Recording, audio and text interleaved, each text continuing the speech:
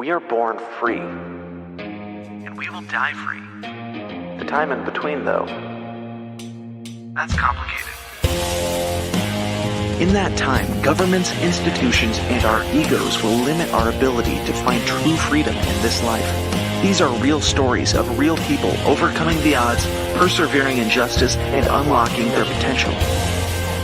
Welcome to Finding Freedom. Here's your host, John Oderman.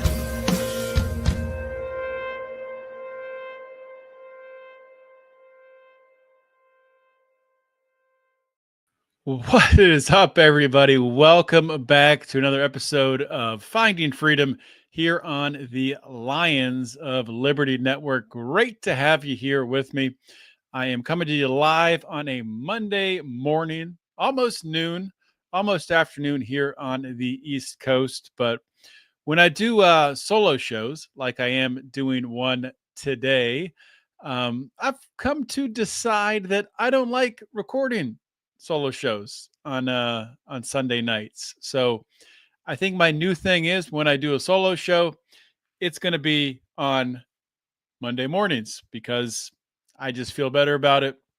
I have time to wake up, get my daughter on the school bus, go to the gym, have some breakfast, enjoy some coffee, relax for a little bit, and then record this show. But this will be the last solo show for a little while. Have a few interviews lined up, so probably will not get another one of these until maybe the middle of February, end of February. But so that's something on my mind that I wanted to talk about this week. I know a lot of people have been asking me, how the entrepreneurial journey is going, how I'm doing, since losing my job, leaving the 9-to-5 corporate world back in July, back in the summer of 2025. And honestly, it doesn't feel like it's been that long. It's crazy when I look at the past 5 months.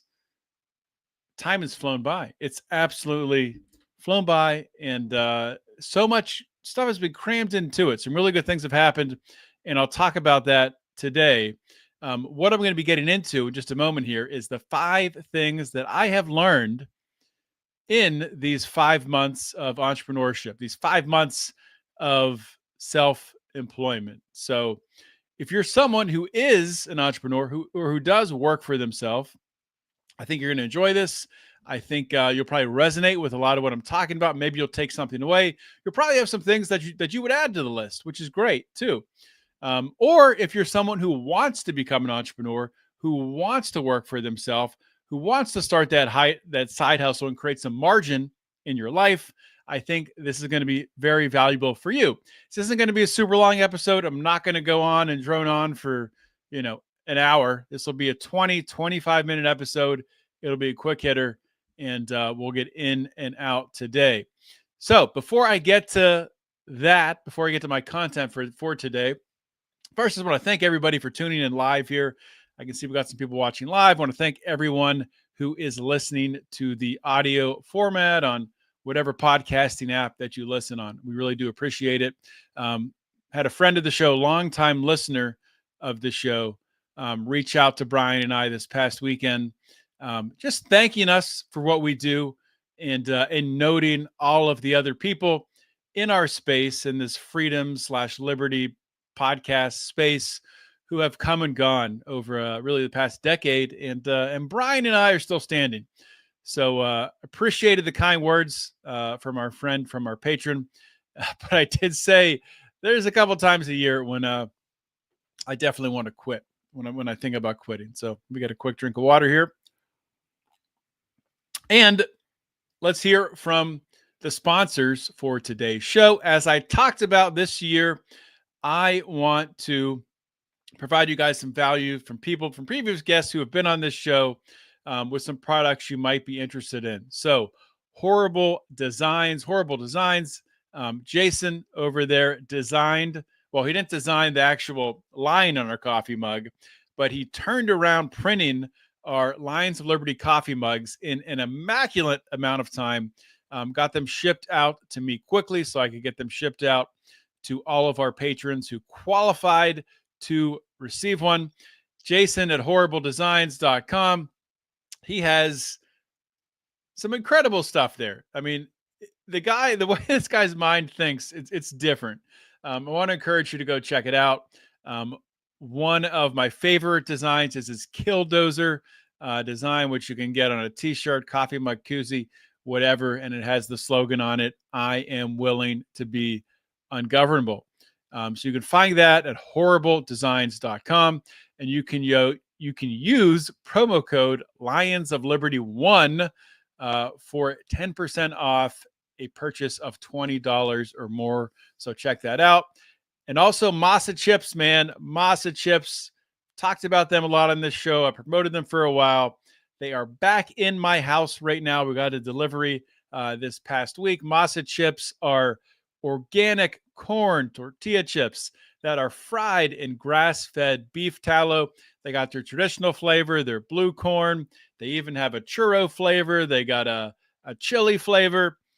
And it's all good, clean, organic fun, fried in grass-fed beef tallow. You don't get the seed oil crap. They are delicious, man.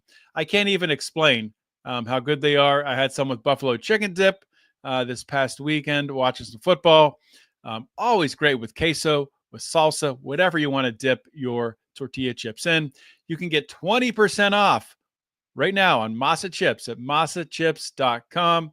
20% off with promo code LIONS. So check that out. All right, let's get into it. Let's get into the content, what I want to talk about on today's show. So let me get comfortable here. Another drink of water. So for those of you, maybe this is the first time you've heard me. Maybe it's the 200th time you've heard me. I don't know. But for those of you who aren't familiar with my story here in the past several months, worked 16 years in a 9-to-5 corporate setting, worked mostly in risk management for, well, I was going to say large corporations, but my last job I had for the last 2 years was a pretty small business, really running in a startup environment, even though they did go public shortly after I joined. Still very much a startup environment. So did everything from a startup environment to a large oil and gas midstream distribution company. And so I did oil and gas and nuclear. Every job I've had, except for my first one out of college, was in the energy field. My first job out of college, I actually worked in a steel fabrication plant where, we would turn coils of steel, would run through a tooling set, and would create, steel framing for building and drywalling, structural and drywall. So I've done several different things, and I don't regret my time working in corporate America, working for other people. I think it was important for me to experience that. But I will say this: it is a different skill set that you need to thrive in a 9-to-5 setting, from my experience, than it is to thrive when you are working for yourself. So in July of this past year, lost my job, laid off, totally out of the blue, had just been promoted 2 months earlier. It was just major cost cutbacks, and they eliminated my position. So it is what it is. At the time when something like that happens, you say, what is this? How is anybody else going to do my job? Oh my gosh, like this is crazy. But, when you think about it, everybody's replaceable. Anybody can be replaced in any business. Anybody could get hit by a bus and be replaced. Now, it might take more than one person. They might have to split up your duties. It won't be done as well. But every single person can be replaced. So first thing I'll say is everyone should have, at least, if you don't already have a secondary source of income or a third source of income, you should. And if you don't have one, you should start working on that today, figuring it out. um, which takes a certain skill set to figure out in your mind how to make yourself do that. I'll get into that a little bit later. But you have to really change the way you think and change your own incentives in order to make yourself pursue something that is not certain, like that paycheck that you get every single Friday or every 2 weeks or once a month or whenever you get paid. To pursue something that is uncertain in a side hustle, you have to almost trick your mind into doing that because it's easy to pursue things that are certain. So let's get into talking about now, really, the 5 things that I've learned in these 5 months of entrepreneurship. Now, this isn't the only 5 things I've learned. I've learned a shitload. I've learned more. I've learned and forgotten more than I could communicate with you today. But number one on the list, I don't think this is surprising for anybody who has worked for themselves in a capacity. Um, Self-discipline, time management. If you can't manage your time, you are going to fail. Am I good at this yet? I wouldn't say I'm good at it. Have I gotten better? Yes, I've gotten a lot better at it. The bottom line is, in a corporate job, even if you have a manager, a boss who gives you, all kinds of authority to do your own thing, which in my last few roles, that's how it was. I didn't have anybody looking over my shoulder. Still, the way that you work, the policies, procedures, the team meetings, the all of that stuff, that outline of time sets your schedule. Your due dates are set by your managers and your executives that you work for. The really, your priorities are set by others to a certain extent. Even if you do have, the ability that someone's not looking over your shoulder, still overarching priorities and goals are not set by you. They are set by your manager, executive, or whatever. People that you report to, people who ultimately might not directly sign your paycheck, but will make sure that you continue to get that paycheck. So that's the reason why you are following their lead. Now, when it comes to working for yourself, it's up to you to set your priorities. It's up to you to decide what you put your time into. And it can get very tricky depending on what your what your vocation is, what it is that you're working on to pay your bills. Now, for example, if you're doing something like freelance writing, or you're doing something where you are getting some sort of hourly pay from clients that you're working for. Now, it can be pretty easy to set priorities, right? Structure your time to be able to address your clients, to meet their needs.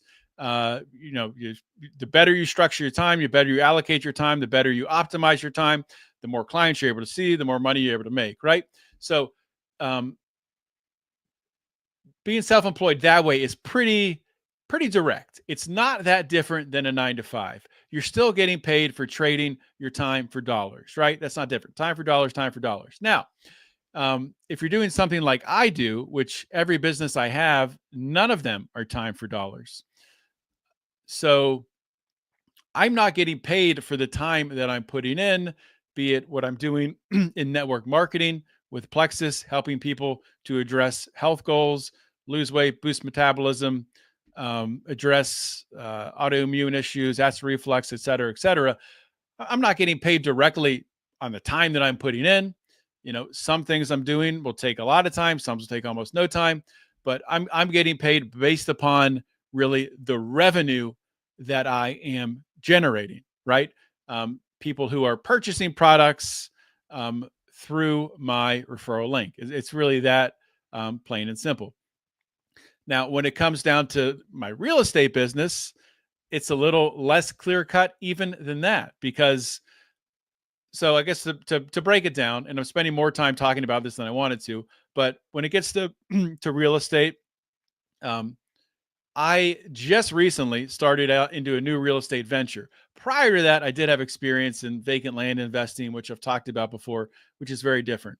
So there was a lot of time and education that I needed to put into um, learning real estate, learning the entire process flow. I'm not an agent, I'm a real estate investor, in order to figure out how my skills best align with how I'm going to make money, which I think I'm to that point now. But I've had to put in hundreds and hundreds of hours not making any money, just knowing, trusting myself, trusting the process, having faith, to be brutally honest, both in myself and in a higher power, that I'm able to do this. So it's extremely difficult to continue pushing forward into that uncertainty, when the human mind is conditioned towards certainty and keeps trying to steer you back to certain outcomes, keeps distracting you, steering you back to certain outcomes. So I've pivoted many times in this journey. Initially, I thought I was going to focus on creating a podcast production consulting business. I went away from that about, I don't know, 4 or 5 weeks in, and pivoted really hard into real estate for being an additional source of income to the network marketing that my wife and I have. Now, the network marketing has been a lifesaver that's sustained us. And that's why I think everyone should have a second source of income, a baseline source of income, in addition to your job, for that very reason. Okay. So that's really the growth that I went through with time management and self-discipline, is being able to battle, the monkey brain that we have, to understand that, okay, if I get this education, if I learn this, if I surround myself with people who are already doing this and making money, and I see it happen, I know I'm not an idiot. I know that I'm able to do it. I know it's something that can be learned. I just need to learn it and execute. And that's the process I'm going through now, and very close to having some very good things come to fruition. All right, moving on to number two. I'll try to talk about these more quickly. I think number two is pretty clear cut: financial management and cash flow awareness. Now, I will say this: I definitely neglected my cash flow awareness when I had my, every 2 weeks getting my paycheck for a certain amount. Um, the money was, I knew it was going to be there, so I wasn't worried about it. I wasn't looking at every expense that we had. I wasn't really analyzing, well, is there a different way we could spend this money, so rather than it being an expense, it could be an investment in, one of our businesses, and then it could be a tax write-off. I have gotten hyper focused on the dollars that we are spending and trying to optimize them in that way, both by reducing spending, which is very hard to do in today's economy, and also optimizing spending, trying to find ways, when we do spend money, that it's able to be a tax write-off. For example, you know, going on vacations right now, not exactly easy to do, as we don't have a lot of excess income. We have no excess income. But my wife and I worked our tails off the end of December, and really the months prior to it as well, to earn a cruise. This was through Plexus, and also to earn a shopping spree that we each did earn, that'll occur before this cruise that we're going on. Now, the only thing we have to pay for with any of it is airfare. So that airfare, because it is associated with one of our businesses, and there are going to be, different, I guess seminars is the right word, or something like that, where we're going to be in a learning environment. It's a tax write-off, which is really cool. And we're also able to take our daughter along, and my mother-in-law as well. So it's cool. It's a vacation, but it's also all the money that is spent, which most of it, I mean, the cruise is paid for, hotel rooms are paid for. It's just the airfare, and that's a tax write-off. So finding ways to spend money that way. And like another thing that I could do with real estate, like if we're going to go down eventually and visit my sister in Atlanta, set something up where I am actually looking at real estate transactions in the Atlanta area, can go visit them, and then able to write off all of that travel as a tax write-off. So there's a lot of things you can do, from a financial flexibility standpoint, when you work for yourself, when you are self-employed. Okay. Also, I will say this one more thing about financial management: investing in building a network. So I think that's super important. Now, with real estate, I spent serious money to join a real estate community and mentorship to learn these skills. And yes, learning the skills was a big thing. I probably could have learned maybe 70% of it just by watching YouTube videos. But the way it was laid out was definitely worth it. But the real thing that is it's going to change my life is the connections I've made and the people that I've met, the relationships I've built because I spent that money to join this community. It's just opened up so many doors for me. It's hard to even put into words um, the amount of opportunities I have in front of me now compared to if I didn't do that. And that goes back to the certainty versus uncertainty. Like, if I was just looking for certain outcomes, I wouldn't have done that. Certain outcomes, I would have pursued probably the podcast consulting, the podcast editing, and I would have traded time for dollars. But pursuing uncertain outcomes and then building certainty around them. How do you build certainty around those outcomes? By finding people who have accomplished the things that you're looking to do. And it's also, well, I don't want to dig too deep into that, but when it comes to accomplishing things that are uncertain, I'll just say this, you have to build certainty around them so your mind will continue to pursue it. And that goes into the next one, adaptability and resilience. I talked about adapting, pivoting from podcast consulting into real estate, doubling down there. Entrepreneurship is so many highs and lows. You can go from one day being on the cusp of a breakthrough to 2 days later, you are picking up the pieces and trying to figure out what the heck you're doing with your life. I mean, there's times you'll be laying in bed just thinking about, um, how are you going to change things, change your finances to make it through the end of the month. Now, I don't anticipate it to always be like this, but to be able to adapt and to be able to be resilient, I think at different stages of the entrepreneurial journey, um, extremely key. So you have to have a growth mindset. You have to have a mindset that you are always learning. You're always seeking knowledge. Um, you're not always entering conversations and entering rooms thinking that you are right and you are the smartest person in the room. Enter those rooms looking to learn from other people. And also get yourselves in rooms with people who are smarter than you. Get yourselves in rooms with people who have knowledge that fills the gaps that you have in your knowledge. That's the key to personal growth. Being humble about where you are and being willing to learn and ask questions from others who have the knowledge, who are where you want to be. And that's how you get the outcome ultimately that you want to get. So, moving on to the next one here, and this really isn't a huge pivot for me. It's not a hasn't been a big, I should say, it has not been a big change for me, but I have become much more focused on it. And that is prioritizing my health and my faith. Um, you know, with the 9 to 5 job, with a corporate job, like I talked about with number one, self-discipline and time management, your schedule's built. So I really, the company that I worked for previously was on the West Coast. So I was able to get a workout in, every day in the morning. And that wasn't a problem. Then I would just start into my work.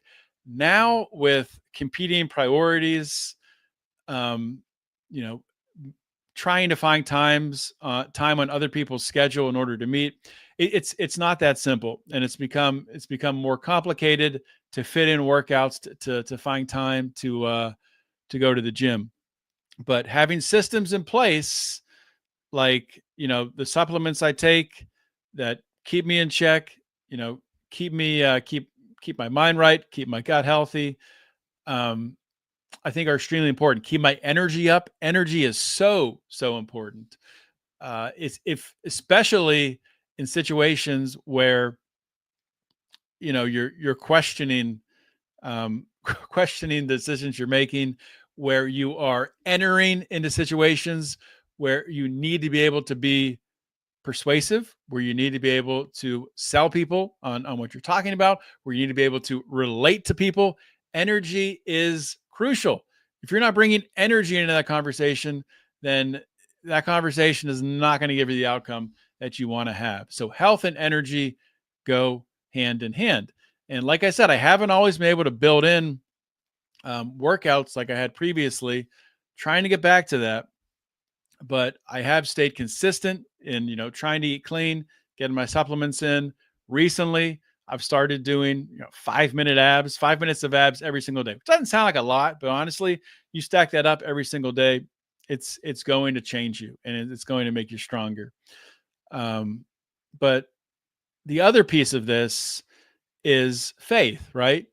So I have had a strong faith, I would say, for at least over a decade, well over a decade. I've been a Christian almost my entire life. I really didn't understand what it meant to be a Christian, I would say, until maybe 3 or 4 years into college, um, when I had really had my eyes opened to what it meant to give your life to Christ and to pursue Christ in your life. And by doing that, to have your mind renewed and have your life transformed. I didn't understand that until I was almost out of college. But as a Christian, and Christians listening will relate to this. It's highs and lows, it's ups and downs. It's not like you accept Jesus as your Lord and Savior, and then boom, everything is sunshine and rainbows. No, not that at all. So that relationship does help you through the highs and the lows for sure. And I have leaned on my faith so much during this time, just praying about decisions of making, praying for, um, you know, things in my life that we need as a family, in order to keep moving forward.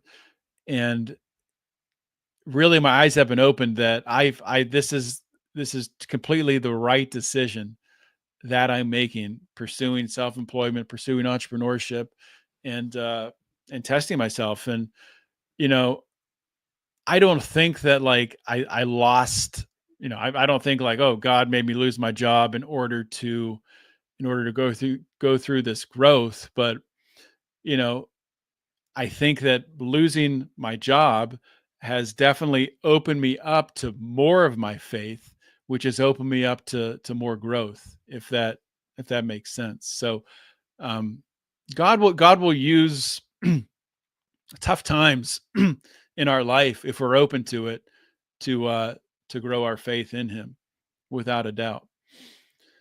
Lastly, number 5, building and leveraging a network. Now, if you talked to me 5, 10 years ago, I would say I hate networking. Networking is stupid. I don't know why people network.